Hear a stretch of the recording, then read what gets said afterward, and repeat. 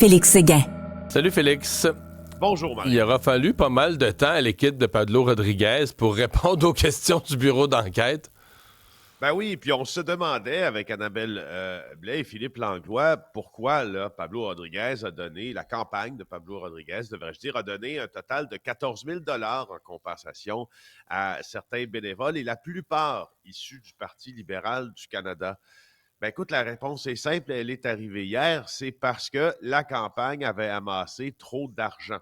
Alors, rappelons là que Pablo Rodriguez, pendant sa course à la chefferie, a redonné de l'argent pour ses bénévoles. Ceux qui ont fait le plus de bénévolat, a déclaré Jean-Claude Lévesque, qui, lui, est le président de la campagne. Alors, au terme de la campagne, le surplus amassé, on voulait le transférer dans la trésorerie du PLQ, là, du parti, mais les règles ne le permettaient pas. Donc, on a fait des virements bancaires de 1 000 $ aux personnes qui ont investi plus d'heures de bénévolat dans cette campagne-là. Tout le monde va recevoir un T1, T4 devront faire leurs impôts, déclarer ça. Alors, ça a pris une semaine avant d'obtenir cette déclaration.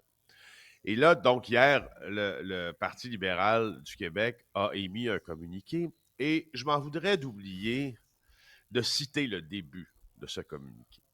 Ils disent, à la suite de l'article sensationnaliste du Journal de Montréal publié ce matin, le financier de Pablo Rodriguez, le représentant, écrit blablabla. Alors, c'est un peu dangereux, et pour les politiciens, surtout pour eux, de se positionner là comme éditorialistes, ce qui ne sont pas tout à fait. Parce que tu sais que le titre qui coiffait le premier texte d'Annabelle Blais, avec les réponses que le parti nous avait données il y a une semaine, puis des réponses qu'on leur avait soutirées très difficilement. C'était campagne de Pablo Rodriguez, des paiements de 1 000 $ pour services rendus. Fin de la citation. Alors, le titre de notre premier article porte une citation du Parti libéral Parce que lui-même. l'expression service rendu venait d'eux. Ça venait d'eux. Alors, tu sais, puis dans tout ça, ben... Puis au cœur de la nouvelle, ce que j'appellerais le lead de la nouvelle, là, que eux décrivent comme sensationnaliste, c'était que le directeur des élections Québec, s'intéresse à ces montants-là.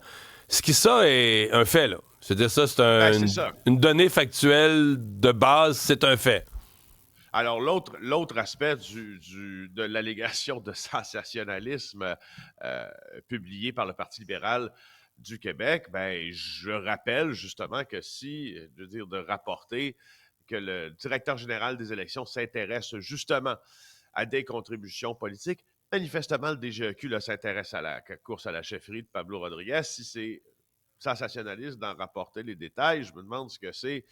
Je me demande ce que c'est que notre travail. Alors ça, c'est une chose. Deux choses. Sur l'absence de réponse, je vais plus loin, Mario. On se pose des questions également. On a des questions à poser au Parti libéral du Canada parce que dans toute cette affaire-là, cette crise qui secoue le Parti libéral du Québec, il y a des questions à poser au Parti libéral du Canada. Tu te rappelles de Faisal El-Khoury, Ouais. là, celui avec qui Marois Risky aurait eu une discussion au REM qui aurait un peu fait tout débouler. Là. Ça aurait été un peu la bougie d'allumage qui aurait plongé le parti dans cette crise-là. Ben, Faisal El-Khoury, là, moi, c'est un des premiers. Des gens près de lui là, qui le connaissent là, m'ont dit, garde, Faisal, là, il s'en fout de vous répondre. Non, ça ne le dérange pas, ça. C'est un des premiers députés que j'ai vu dire à un journaliste, écoutez, je vais émettre une déclaration dans l'après-midi à propos de vos questions. Il y en a Il pas l'a émis. jamais fait. Il n'a Ben rien non. fait. Il a promis une déclaration écrite qui allait expliquer tout, puis il n'a jamais fait. Il n'a rien fait de tout ça. Ouais. Rien. Et qui plus est, le Parti libéral, donc le parti qui forme le gouvernement, le Parti libéral du Canada, les questions qu'on leur pose sur Faisal El-Khoury demeurent lettres mortes. Alors, manifestement, là, tu sais, puis quand on regarde les réponses pour soi, ben, souvent aussi, ce qui arrive, c'est qu'on induit les journalistes en erreur. Tu sais, c'est un peu une roue qui tourne, qui vient nous mordre, puis, ou je te dirais, c'est un chien qui vient mordre sa queue, parce que si tu fournis pas de réponse à un journaliste, d'une certaine façon, tu risques de l'induire en erreur aussi. Parce qu'il manque un côté, tu sais. Ouais. Alors, ce qu'il va écrire, c'est avec ce qu'il a, nécessairement.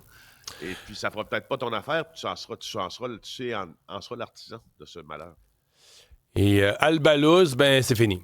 Ces tant mieux, tentatives, ces tentatives de faire reprendre le procès de toutes sortes. Hein. C'est ça. Le père là, qui a assassiné ses 2 enfants et sa conjointe en septembre 2022, ben, il n'y aura pas de nouveau procès. C'est la Cour d'appel qui a tranché, à moins qu'ils se rendent là, en Cour suprême, là, mais ça serait étonnant. Là.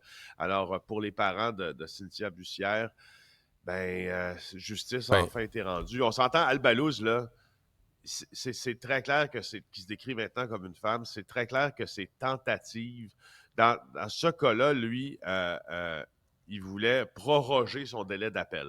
OK? C'est-à-dire avoir du temps supplémentaire pour déposer son appel.